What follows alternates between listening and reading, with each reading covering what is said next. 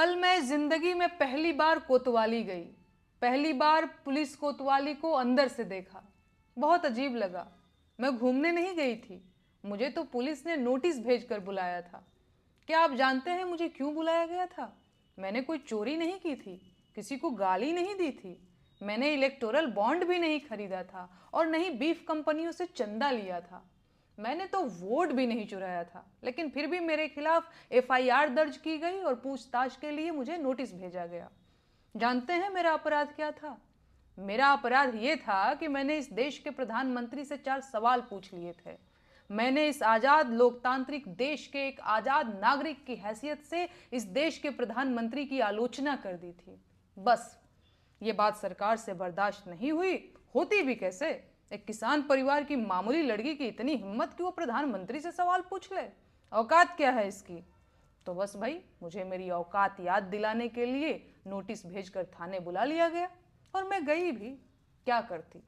कानून के हाथ बहुत लंबे होते हैं। बस वो अंकिता भंडारी के असली गुनहगारों तक नहीं पहुंचते और स्पेशल सर्विस मांगने वाले भाजपा के वीआईपी भी उससे बच जाते हैं। कानून के ये लंबे हाथ इंदौर में गंदे पानी से हुई मौतों के जिम्मेदारों तक भी नहीं पहुंचते। पेपर लीक कराने वाले, टूटी सड़कें बनाने वाले, अल्पसंख्यकों के खिलाफ नफरत भड़काने वाले, नकली दवाओं का कारोबार करने वाले, खाने की मिलावटी चीजें बनाकर देश भर में कैंसर फैलाने वाले, रेल दुर्घटनाओं के जिम्मेदार, टूटते पुलों के ठेकेदार, जंगल उजाड़ने वाले, पहाड़ काटने वाले और हवा को जहर बनाने वाले नेता, अधिकारी और कारोबारी कानून के हाथों से बच जाते हैं।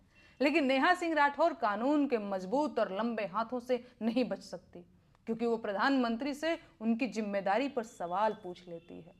नेहा राठौर को बचना भी नहीं चाहिए। उसे ऐसी सजा दी जानी चाहिए कि देश और जमाना देखे। उसे उसके मुंह में जबान होने की भरपूर सजा मिलनी चाहिए।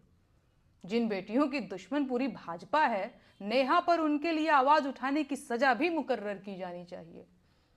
बेरोजगारी के मुद्दे पर बोलना भी क्या छोटा गुनाह है?